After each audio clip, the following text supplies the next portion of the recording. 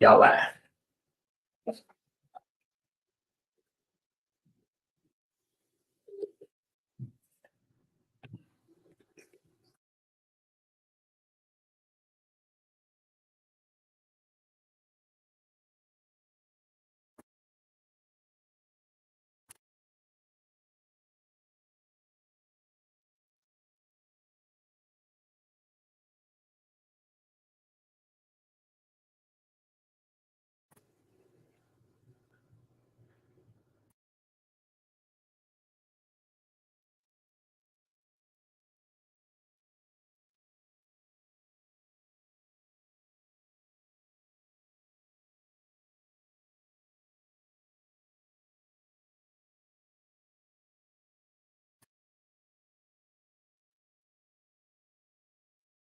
Hey y'all, how you doing? Tag and share, tag and share. We're getting ready to go into the live show.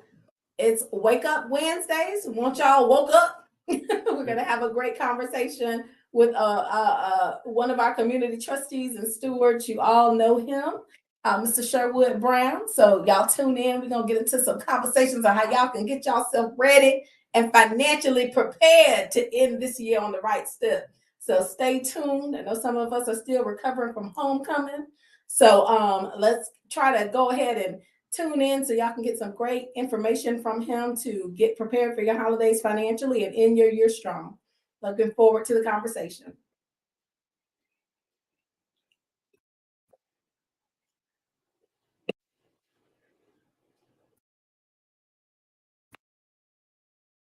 Let me know y'all can hear us out there. Give us a shout out, a hands up, or something. Just let us know y'all can hear us.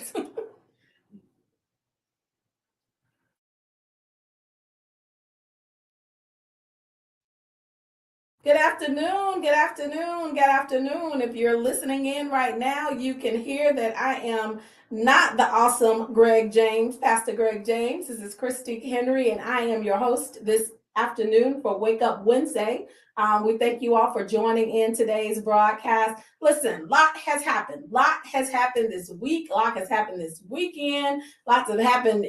I mean, it's just been one flurry of activity after the other.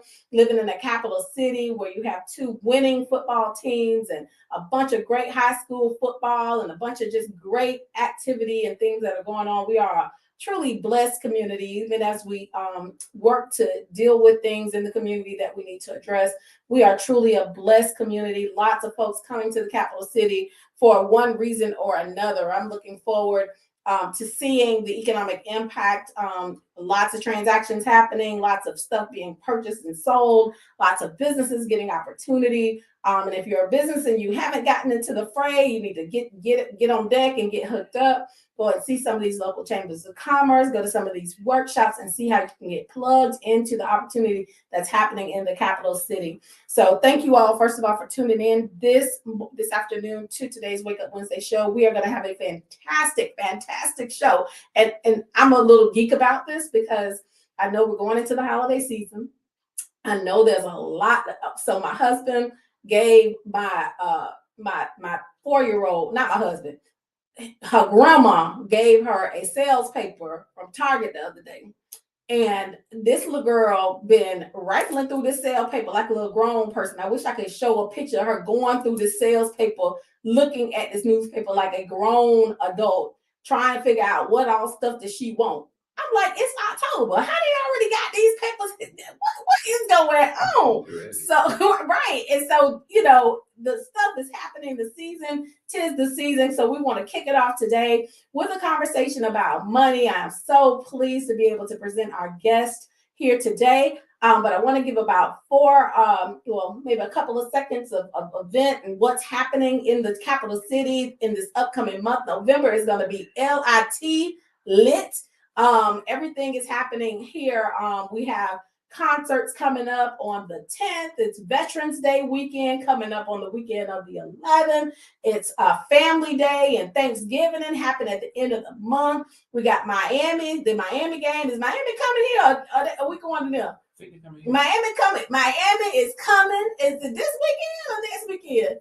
It's next weekend, right? Weekend, yeah. So y'all, it's It's gonna be a lot going on. So look, get your life together. We're gonna come back here after a short break, and we're gonna talk with Mr. Sherwood Brown. He is no stranger to many of you. He not only is a strong banking industry guru, he's also the president of the Black Business Investment Fund here in Northwest Florida.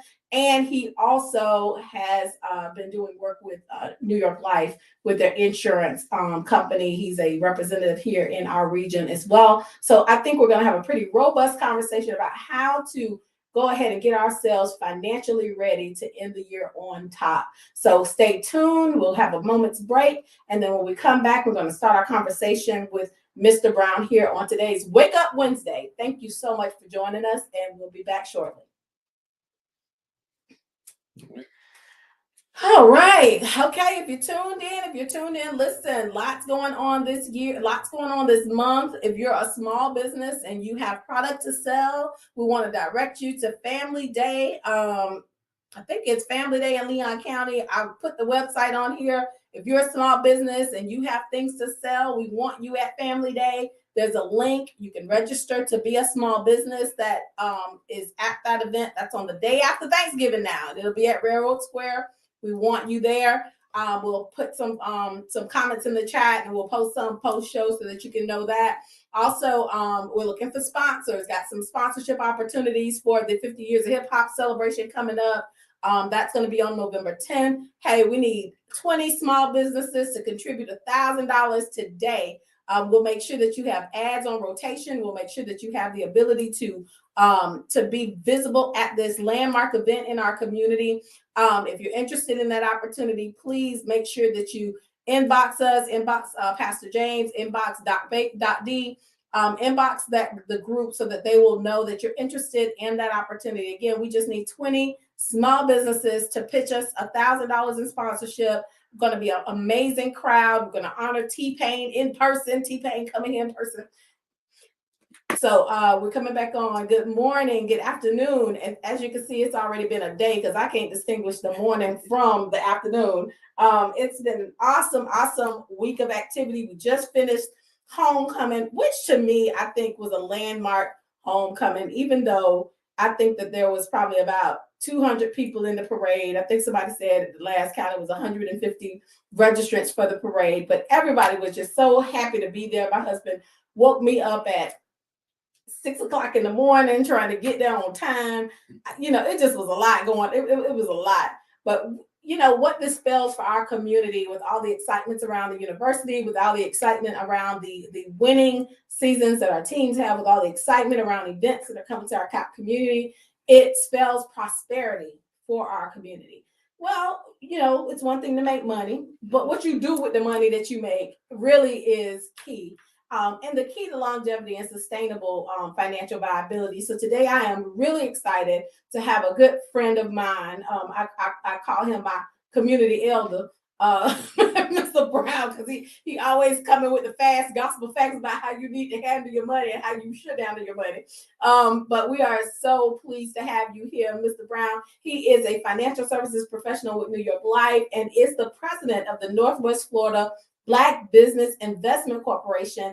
And we're going to talk quite a big deal about that organization, because I think that it's critical to our listening audience in terms of how they can get capital of their micro enterprise to be able to support their success and business. Welcome, Mr. Sherwood Brown. Thank you for having me, Christy. Listen, I'll take this. Your phone was out for you today. So listen, first of all, we have a lot of conversation that revolves around community prosperity, particularly community prosperity for areas that have not had sufficient or proportionate capital investment. And when I say capital, areas that haven't been able to get access to money, right? Talk a little bit about that from a kind of macro, big level perspective, and from a personal down to the community neighbors perspective. Okay. All right, so I've been in the banking industry for a little bit over 30 years, previously with Wells Fargo, right, and some time in the credit union space.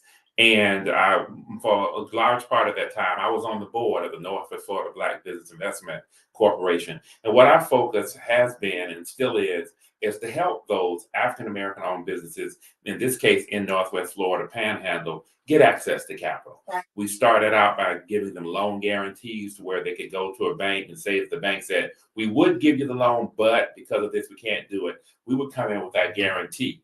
And a lot of times that would get the loan done. Okay. That kind of got sticky when banks got into doing everything based on credit scores and really didn't look at the deals. So we started doing our own loans individually. Oh, And wow. we've been doing that for probably about the last 15 to 20 years. But we still have to make sure that those loans get paid back. Right.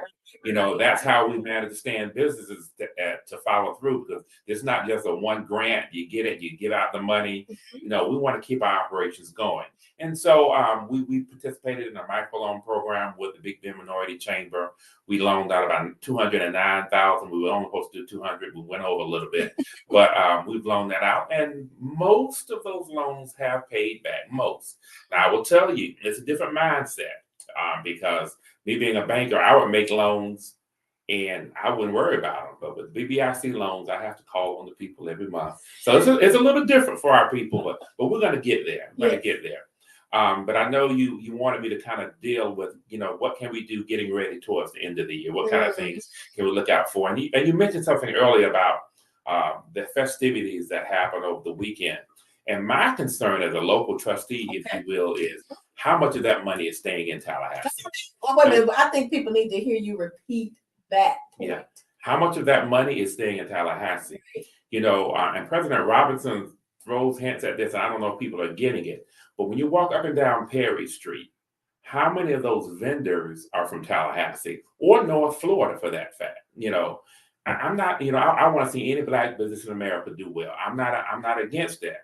But I just want to make sure that we're getting our fair share of participation in it.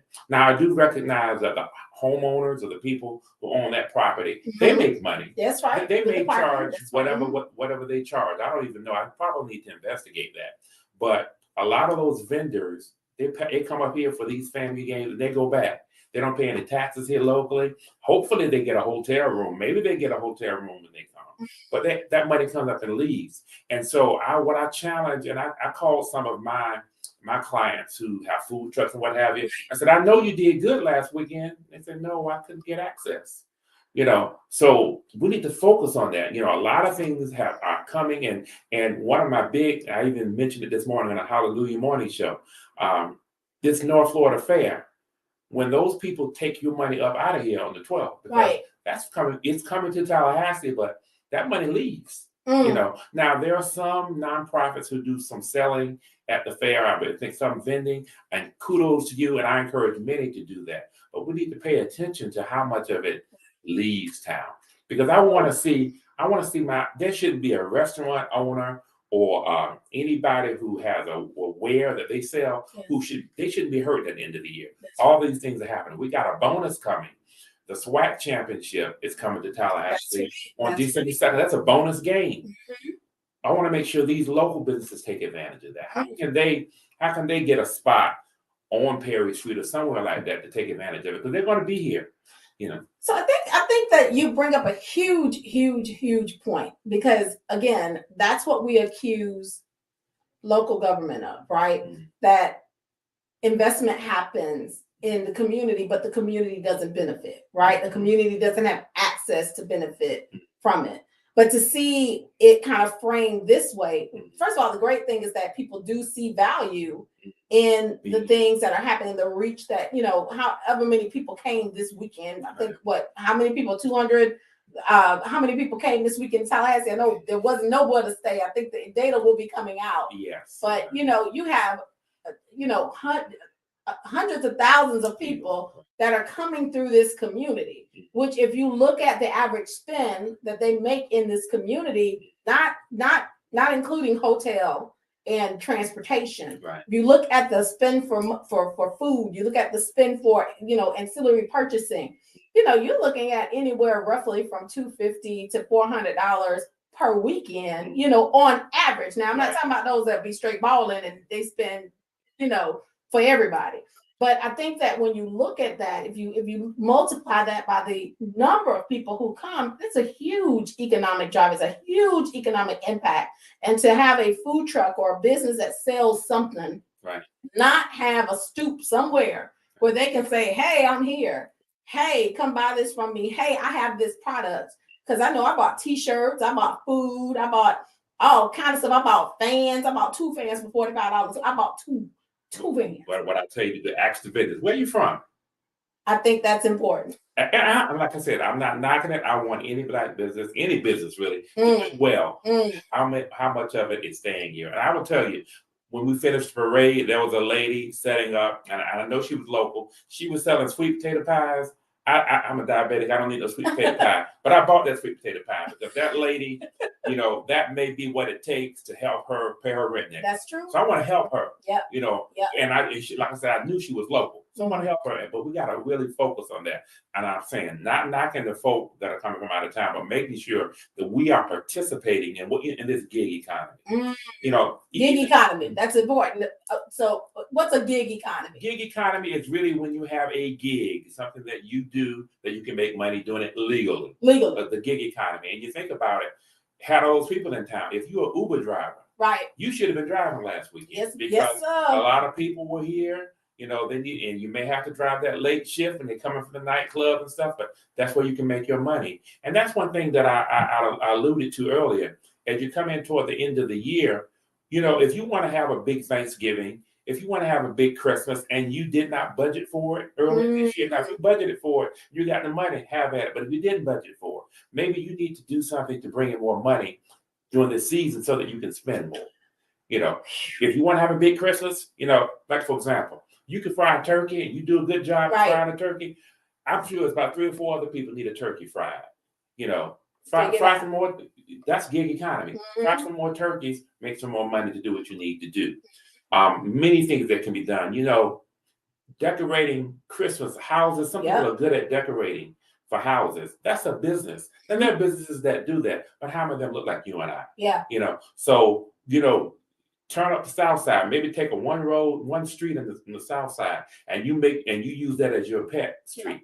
Go up and down and maybe give them a super discount. Yes. But as a result of giving them a super discount, you're displaying your wares as to what you can do. And I bet you next year you're gonna have 2 or 3, you're gonna have more than you can handle. But many things you can do to take advantage of all this activity.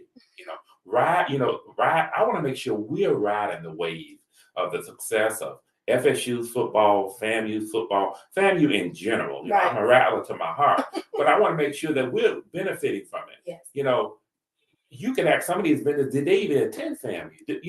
What connection do they have with FAMU other than coming and making money out of it? Right. So we just got to figure out how to get involved. And with the BBIC, I try to work with my clients on thinking creatively and getting ways to make money, to, making the connections. The client who told me he didn't make any money, a lot of extra money this weekend, I'm going to be riding him next year.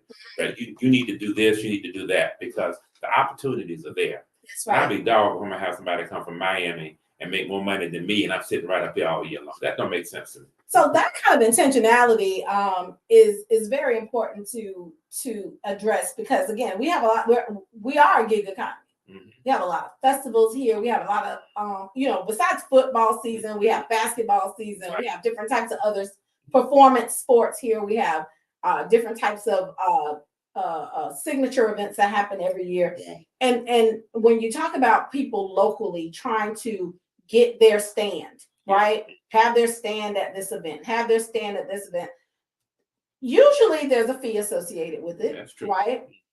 Usually it's a lot of them, if they're high yield attendants, they're usually already sold out, right? Because people know to get their applications in for vending early. Right. Or folks don't have the capital to invest in the weekend. I think that's a very important role, especially for Black and minority residents and neighbors, that the BBIF plays here in this area, right? Because now, as we saw with the Soul Southside Festival, we have all of this reach, but we don't have enough product. We have all of this opportunity to connect with people, but we don't have enough or sufficient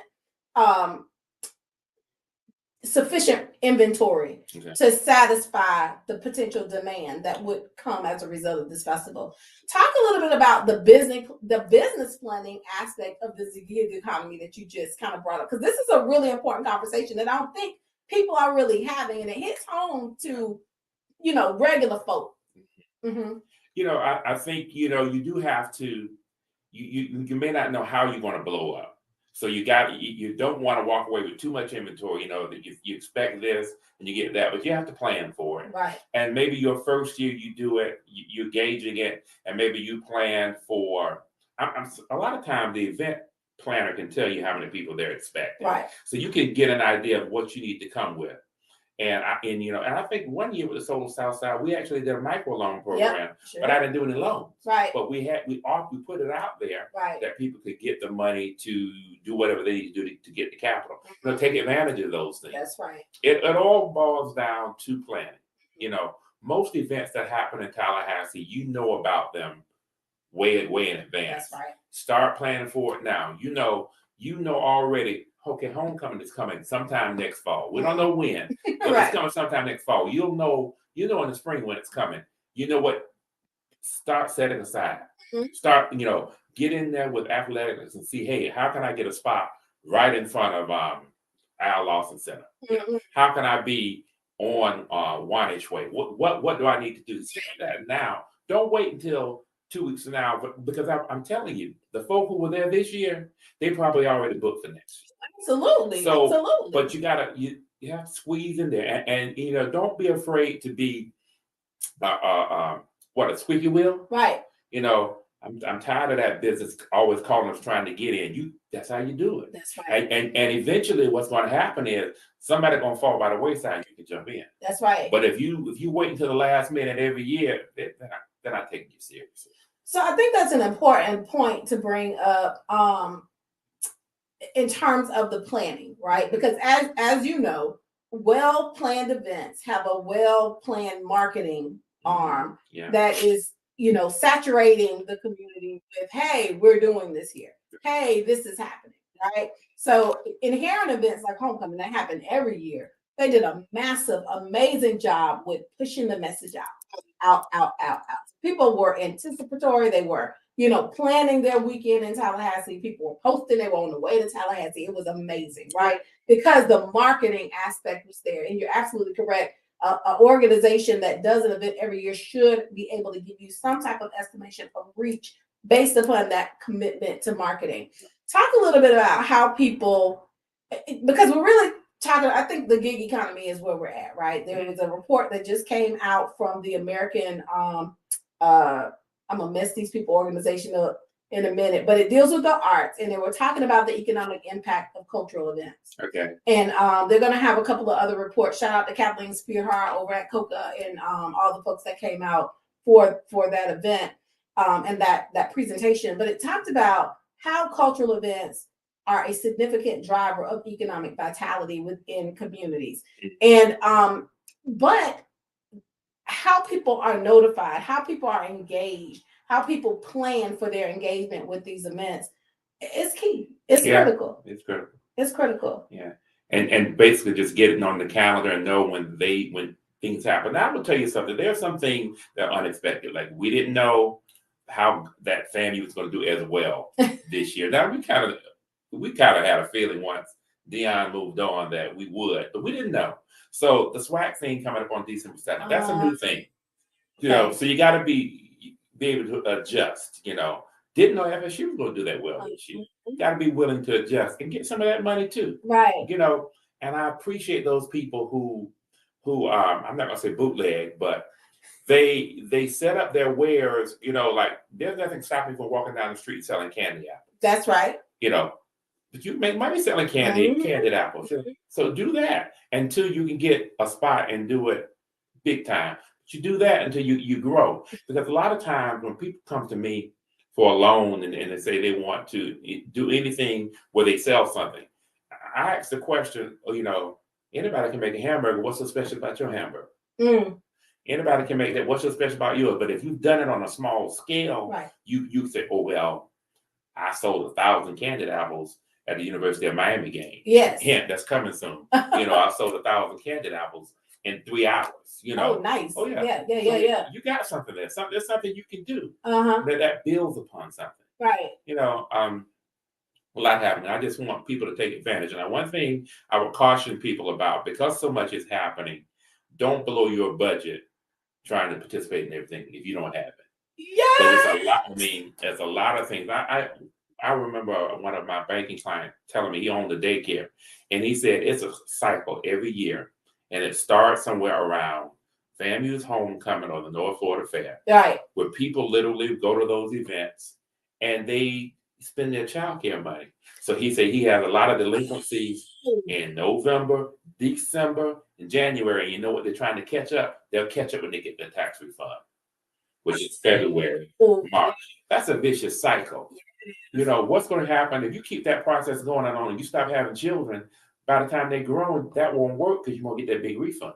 Well, I didn't know they did that with child. I know they do that with rent. See? I know they do that with rent. I know this is the time of the year when people don't pay their rent. And even though some folks were real sensitive about that, saying, why y'all telling grown folks about paying their rent? No, it's a reality that people do not pay their rent. Like on November, December, we will not see rent.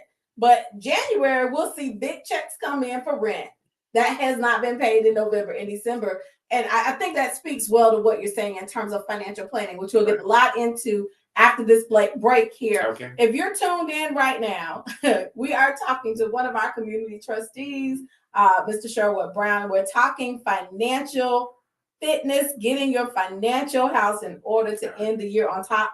We'll be back in a couple of minutes. You're listening to Wake Up Wednesday on the Greg James Community Show. Stay tuned. If you're looking online, yes, goodness, then you can, one of the reviewers said, if you can November, December, and January, then you can March. I love it. No, it is really important to have this conversation now. People, it's awkward. Yeah. Right? Mm-hmm. It's real awkward, Doc. You're going to have to tell me when I got to go back. But, it's awkward because money is sensitive, right? Yeah. People want to create experiences with their money. They want to be able to, bless their children and give their children a holiday. They want to be able to have big Thanksgivings for their families. It's sensitive. And so it's a sensitive topic, but we've got to have this conversation now because you may want to take your tax return and get into some other investment like home ownership or planned business investments for another gig season that can make a return sevenfold on the money that you invest. So I think this is a really awkward yet important conversation to have with whosoever shall listen, right? Exactly. Whoever has ears to hear, let them hear. You got to break that cycle. Yes, we do. Yes, we do. Listen, if you're there, Miss Shirley Pittman said, hey, Sherwood, any great memories. Yeah. Listen, if you are tuned in, please tag and share because she could probably testify to that. She gets on a daycare. Yes, she still owns a daycare. Okay, she testified. I wonder what her accounts receivables look like in December. Yeah. It's interesting. It's interesting. Some businesses experience the uptick, but the base survival industries go into a lull, right? Yeah. And I guess it's because people know that they ain't gonna just throw your child out of daycare. They know they ain't gonna just throw you. You got at least 60 days to get behind before you get some action on you to get you out your house, right? Right. But you don't have to do that if you're smart, right? Yeah, but what you have to realize is when you're slow paying somebody. Okay. Time. Get back on. Yeah. Okay. So if you're tuned into our Facebook page, you caught the off comments that were being made. Very valuable insight information. If you're just tuning in today, I am on the hotline here on Wake Up Wednesday with the Sherwood Brown. He is a financial services representative with New York Life and the president of the Northwest Florida Black Business Investment Corporation because I always get it mixed up because there's two of them, right? It's two, the BBIF and the BBIC. Yes. This is the BBIC. Right. So if you're caught up here, we had a lot of conversation about, which I think is fascinating, about the gig economy, which I think doesn't get enough play, right, in the public ear. Because what you're doing, if you're posting up at an event to sell something, if you're a legal entity and you're posted up And the thing great about Tallahassee is that if your booth looks clean, that's important. If it look clean and your product is wrapped tight and good, I don't care if it's nasty, somebody will buy it because they will speculate on your product if it's clean and it's available, right? Right. But what you're talking about today with us is how, as regular folk, right, we look at capital investment, and the BBIC is very, very much focused on making sure that capital and resources are made available to micro enterprises, specifically within the Black community. Mm-hmm. But when you're looking at this, it's a whole conversation about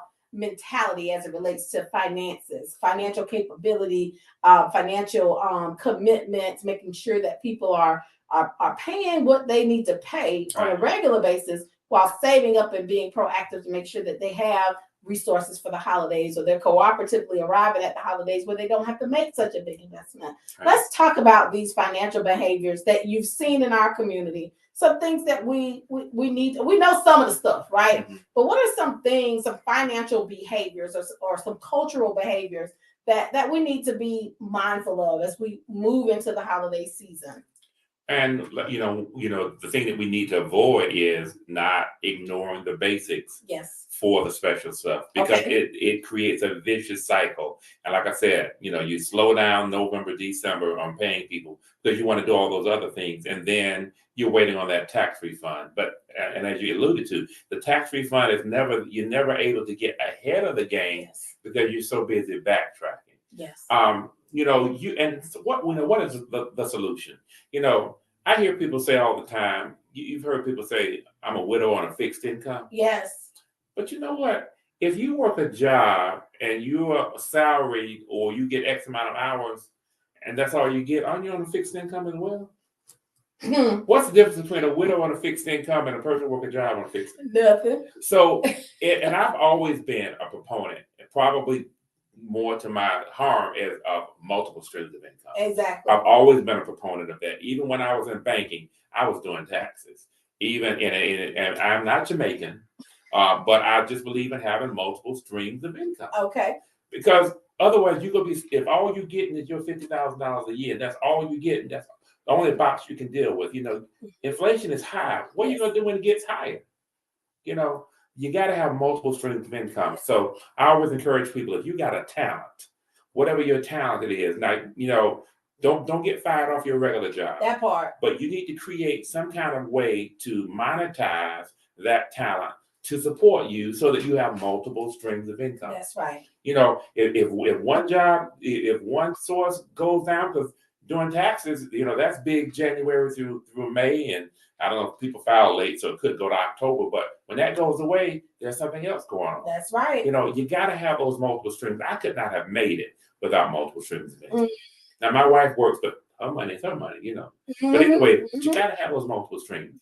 And if you're single, it's I don't know how people do it. I even with my business owners, I challenge them. If people aren't buying hot dogs, maybe you need to incorporate hamburgers or French fries or shrimp.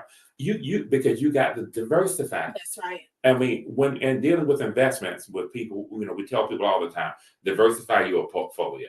But you got to do the same thing with your portfolio, paying your bills. Multiple streams of income. That's where GID comes in. I'm so proud of a lot of the young people that I deal with, because those millennials, they're some things I don't agree with what they do, but some of them are getting it. Mm-hmm. They know how they'll drive an Uber in a minute. Yep. I need extra money. Like if they know they need money for homecoming, they will drive Uber 2 weeks ahead of time so they have it. Mm-hmm. Us old folk got to catch on to that. Now, I'm not telling all y'all to go drive an Uber. Right. I'm not saying that. But there are some things that you can do. Look at your talents. Look at what you're good at. And like I say, coming around Thanksgiving, if you can cook, that's right. You ought to be able to make some money. That's right. If you can cook. If you can cook, you sure ought to be able to make some money. Because folk don't like cook these days. No, they don't. Yeah. And I remember when folks used to go buy plates from folks, right? They used to go to the scraper lady, or they used to go, Gig economy is not a stranger to our community, right? I think what you're saying is that right now it's critical that we employ multiple streams and even passive, right? Yeah. So we talked a little bit about,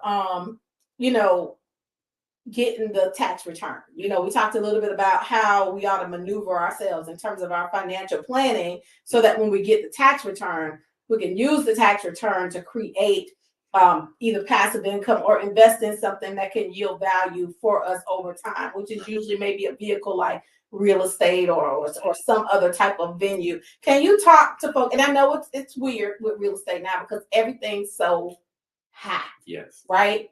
Talk a little bit about that in terms of a strategy, what strategies that folks ought to employ. You know, while things are so high, and I know you've been a real you always want them to buy. I understand that.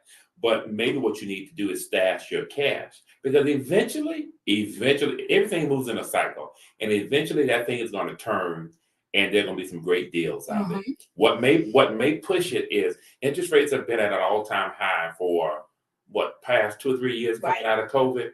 Eventually people are not going to be able to handle those mortgage payments. And that building that was 500,000, you may be able to get it for 200,000, but will you have the cash down payment to get in there and get it?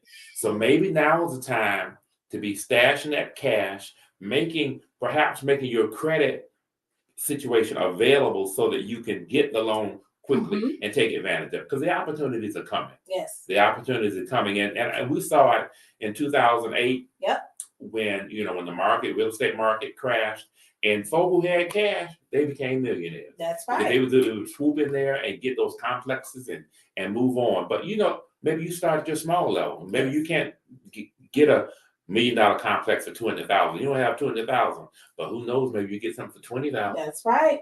But so use this time, and especially while interest rates are high, they're also paying higher on money market accounts and banking accounts. That's right. So stash that money in there so that you get ready for it because they've been talking about this recession coming. This is the longest I've ever heard a hype getting ready for a recession. It's because we're accustomed to the cycle doing this. It goes around and around and around, and it's kind of just delaying. It's delaying. But that to me, take advantage of it. Get ready for it. Get ready for it. Get your cash ready. Get your credit in line so that you can jump in and take advantage of those opportunities. Buy real estate, what have you. That is so important to say because I know that a lot of us live in a month-to-month reality, right? And I just want to say that because we do, and it ain't just poor people. It's some of us real nice looking, smelling good folks in month-to-month reality. We make a lot of money, but we got a lot of bills, right? And so I think it's important to have that conversation. Where should people start cutting if they find themselves, and I'm not talking about folks that they can't cut anything would mean they'd be living on the street with a blanket, right? But for folk who are, well situated but over leveraged, where do they begin to look at their finances and say, okay, I need to cut this? And I have to be careful with this because I don't want to step on any business owner's toes. But some people have gotten so far off kilter that they don't know what a need versus a want is. And so there are some basics. You need a roof over your head. You do need that. You need utilities. You need to eat 3 meals a day. Now, those 3 meals a day don't have to be at a restaurant.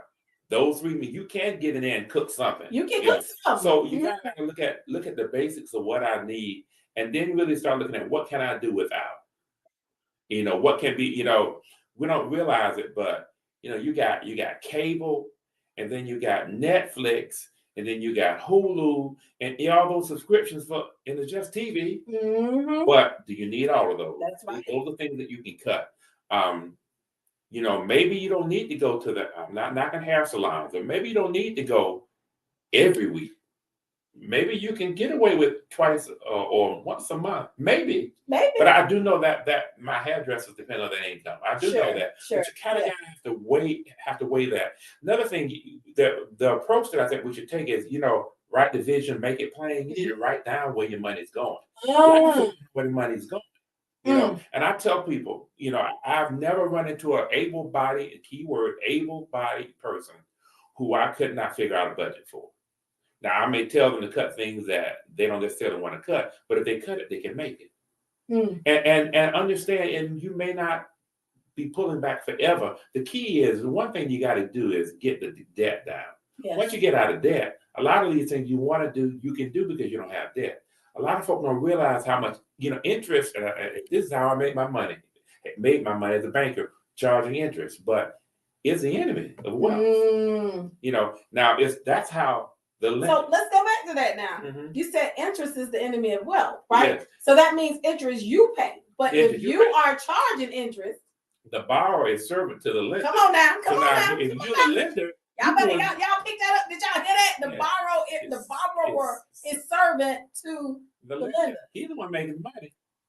But if you borrowing and you paying, and here's the crazy thing, and a lot of folks don't get it. Okay, interest rates have been going up over the past few years because of inflation. What the government is trying to do is slow us down. They say slow the economy. They're trying to stop us from buying all these cars, stop us from financing all this stuff so that the economy can slow down. We keep buying it and pay all that interest. We're not cooperating with the process. But what's going to happen is eventually it's going to cause it to break. Yes. And we're going to stop. And then that's how you go into recession. That's right. But that's when the sales going to come. That's right. That's when you'll get stuff cheap because it's going to, but we don't cooperate. We just keep buying. It's like if I sold a hamburger for $100 and you bought it, Right. I'm going to keep selling it for $100. Right. Okay? But if you stop eating my hamburgers because they're $100, what am I going to eventually have to do? Bring the price of that hamburger down. But as long as you are cooperating, keep paying. I heard somebody say something about they used to be able to get salmon for $14, and now it's like $40. Yes. You the fool for paying $40. I wouldn't pay it. Stop buying that salmon for a little while. Eventually, it's gonna come back. But if you pay it, maybe you switch to catfish. That's right. That's right. For the time being, but follow the process. It is a cycle. Things are high, but if you pull back, and you get ready, when things come back down, you're gonna be in much better shape. So we had a conversation a while ago about finances, and it's always kind of the hot button thing. I try not to be like lofty when I talk about highfalutin when I'm talking about it, because it's personal. Yeah. Right. When we're dealing with our money, we're dealing with hopes, dreams, things we didn't get to do when we was younger that we trying to fund for our kids. Yeah. It's a personal thing. Yeah. And I don't think that anybody with financial sense is telling people don't fulfill dreams. Right. I think what they're saying is don't create a nightmare for yourself trying to fulfill the dreams of others. Talk a little bit about that as we get to the end of the year. We have a payment we pay to our lender or our rental person or whoever every year. We that we pay every month. We have a light bill we have to pay every month. We have taxes if we own a property, we have to pay every year. We have insurance that's jacked up, right? Extremely. It jacked up insurance, property insurance in Florida. In addition to these things that we need to live, and it's creating unfortunately organic. It's creating organic gaps, right, in affordability. So a family that might have had a fixed income, as you talked about earlier, that make $1,200, $1,500 a month, who may have had a rental they could depend on for $500 a month, 2-bedroom, 1-bathroom. Now that 2-1 is renting for between $800, $900 because of scarcity, right? So when organic gaps occur, how do people address that? Right? How do you manage organic gaps in affordability? I mean, because what it boils back down to you is now they're unable to pay their loan off. Now they don't have income to manage as they might have figured out how to manage. I can't help but go back to my mother-in-law. She just passed not too long ago. And my aunt was talking about, she had 11 kids. Right. They were married, husband and wife had 11 kids. And how they were raised like a middle, you would think they were middle income family. Okay. But one thing about my mother-in-law, she was a planner. Okay. And she made a comment about how she would start putting money back in January for Easter. Oh, yes. She had a lot of girls. Yes. She had 10 girls.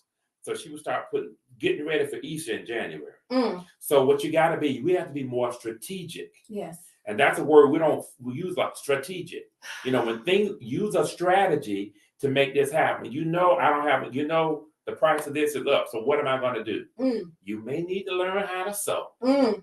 She sold a lot of things. So being creative and working with, because this we've gotten so microwave, everything's so instant, and we don't realize it's hitting our pockets. Right. I remember getting ready. I'm dating myself. You remember coming up to 2000 when we talk about Y2K? Yep. How about we thought everything was gonna go down? Everything's the apocalypse. Yeah. Yep. So I like sweets, right? Oh dear. So I said, you know what? I'm gonna learn how to make cakes because I'm not gonna be where I can't get my sweets. 20 years later, people call me to make cakes now, but it came from out of the need that we thought. And I learned how to make cakes from scratch. Because how can you take, what can you do with the flour, the sugar, the egg? I know how to work with that as opposed to where you can easily go get a box of cake. But what happens? You can't go get that. That's right. You remember when Harvey's and Publix used to sell the cakes? Oh, they was good. But I learned how to do it from scratch. So maybe you need to learn how to do things from scratch. When you have to pull back. Another thing about, you mentioned about people getting prepared, making memories for their children. Maybe we need to focus on creating the experience for the child as opposed to all the toys and stuff. The tradition, because I think on Family Feud they said the question was how long does a child get bored with a toy before how many days? I think the number one answer was 1 day. What? So you spending all your rent money on something that they're gonna get tired of. Why don't you create an event? Make it a special event that don't cost you a whole lot of money, but it's something they'll remember. Yes. You all do a lot of things in the community. Try to get them involved and maybe going to. I go to the Hope Harvest. Yes, Hope Community. Hope Community. We generally do something there on Christmas Eve. Maybe go participate in something like that. Make that a tradition that they remember, and then also teach them how to. That let people less fortunate than they are. Not all about the gifts and toys. Because I tell you, my youngest child is 22, and I'm finding places to put that stuff. Wow. So, and you can also break something in them too, because this Amazon generation, boxes coming to your door every day. Stop that. That to me, that's a sign that you ain't hurt. You got a box coming to your door every day. You're not in trouble. And listen, I have a beloved ones that love to get them Amazon boxes. They go pick them up out of lockers. It's look, but it's an enterprise, right? So we don't knock it. But at the end of the day, I think that you have put some and really what you did was talk about everything we grew up seeing, right? Sawing. That's not a word, y'all. Seeing. All right. We saw our mothers cooking from scratch. Yeah. We saw, the food being prepared by hand. We saw, aunties them coming over and you had the dance contest and the memories were created. I can rarely think about how many, I can't remember the toys I bought or the toys that I received for the holidays. I can't remember any of those. What I can remember is when we had, grandma, auntie, and our cousins over to the house. I can remember when we all sat around and ate the burnt sweet potato pie, and it was the best discovery ever. Burnt sweet potato pie is good, y'all. It's good. It's real good. It's like burnt hot dog. But listen, it's amazing. But I can remember those experiences. I can remember anticipating those experiences. I think you're right on target in terms of us shifting the mindset back to what we grew up in, and not maybe being so bent on financially putting ourselves in a position where we can't fulfill the dreams of our children. There are other dreams that they have, going to college. Yeah. Talk a little bit about, in our final moments, how can we begin today to plan for the future? How can we start looking at, okay, we have an okay income, right? There's a lot of issues with lower incomes that need to be addressed. Income mobility. Are you getting the right employment? Do you need additional certification? And there's a lot of conversation there in the community about that. But for somebody who is kind of entry level, starting out, they're very sustainable. They got the head on their shoulders. They know they're at the beginning of their financial trajectory. or they're at a place where they have a sustainable financial trajectory, how can they begin to plan for the future? And I know that's going to be a mesh of your banking background as well as your insurance background as well. You know, save a penny saved is a penny earned. Get in the habit of saving. Even if it's a small amount, I don't care if it's $10 a month. Get in the habit of putting money aside, because what you're going to find is going to happen as this time moves on, you're going to look back and that's going to be a nice size nest egg. Yes. Don't spend everything that you make.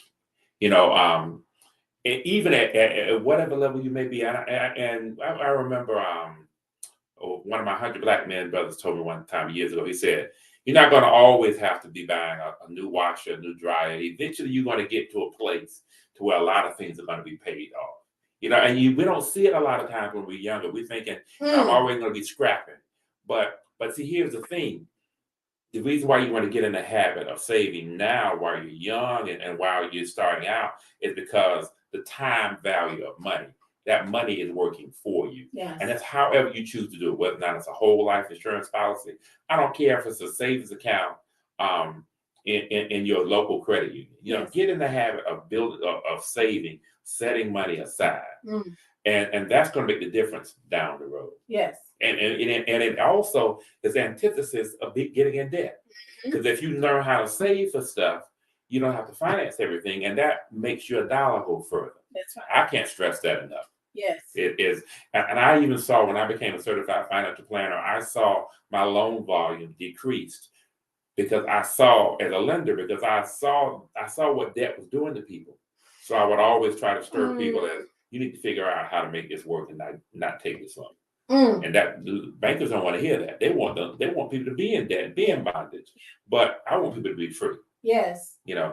And so if that's anything I could tell a young person, trying to start out, get a pattern of saving, setting money aside, and what debt is your enemy. And it's interesting that you make that point because banks don't like to lend money to people who don't have no money. That's true. Because they want to know that if you lose that job, what you're going to fall back on? What's your fallback? But if you participate in the gig economy, that could be your fault. The gig economy is huge. It's huge. So we got a lot of takeaways from today. The first thing I think is understanding this gig economy context, right? Yes. There's a whole ecosystem where people can get in where they fit in. Yes. And they can make money by being in the place of reach. We've had over last week, hundreds of thousands of people that have come in and out of the capital city for homecoming. We've got hundreds of thousands of people that come to games at FSU on the weekend and other, connected events. We have festivals that happen here that are huge economic drivers.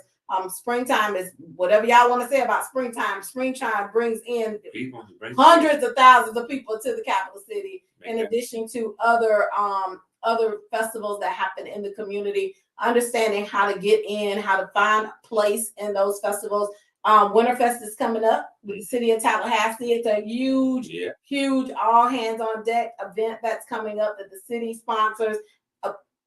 Thousands of people are going to be out. Where is the opportunity there in terms of being able to be out, maybe selling drinks or doing something that caters to the audience and to the reach that's there? I think that's a huge conversation in and of itself. I think it's a great venue for capital organizations like the BBIF to be active and trying to help these folks that have legitimate gigs, businesses that are existing, to help develop in that space and to really maybe figure out how we can plug people into opportunity in those ways. And so multiple streams of income and just planning in general. If you had to leave the audience today, and I know that we're wrapping up in our final moments here on the show, and thank you all so much for tuning in and listening. If you have any thoughts that you can share based on the conversation today, we're going to reshare this conversation because there's a lot of great nuggets here today. If you have one thing as we go into our holiday season and then our subsequent tax preparation season, because the block gonna be hot at H&R Block and all the different places, what would that be? Diversify your income. gig economists strategize. One other word I want to throw in there: collaboration. Okay. I just want to say, if you mentioned the Winterfest, say if the entry fee is too expensive for you, Mm-hmm. maybe you sell sweet potato pies and she sell pound cakes. Y'all get together. Y'all get y'all one booth. You have your sweet potato pie on this side, you have your pound cake on that, but both of y'all making money. Yes. So if you can't do it alone, get a group together. Maybe your church group can get together and you all can split it together. Also, that might save you something on some entry fees. Sometimes they may be more generous to a nonprofit than they are to you for profit. That's true. But I just want to throw that in there. Collaboration is huge. I mean, that's a great point. And I think that's what people who benefit more, that's what they do. They're coming to the cities. They have various, and in fact, I saw a lot of that this last weekend. Okay. Saw a lot of collaboration. And I think that there's something to be said about being proactively informed on where these places of reach are, which I hope in the coming days we can maybe play a role in helping with that as well. A couple of events coming. First of all, thank you so much, Mr. Brown, Sherwood Brown, for being here with us today.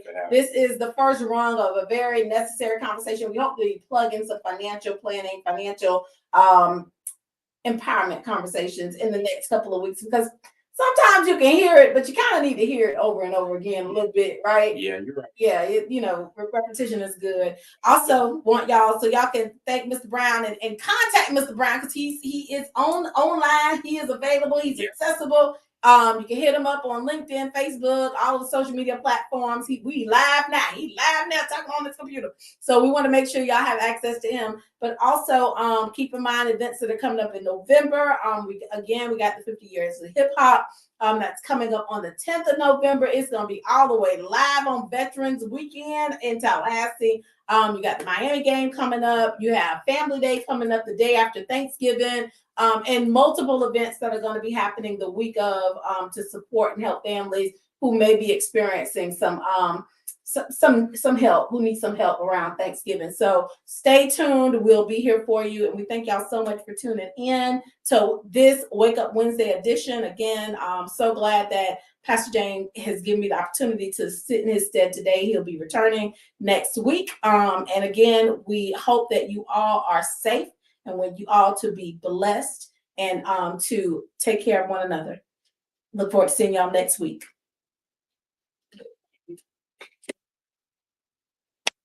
If you're online, go ahead and hit up Family Day in Leon County. The website is up. We'll go ahead and type that in the comments. We're looking for family serving organizations and for businesses that sell product that want to be a vendor at Family Day, which is the 24th of November.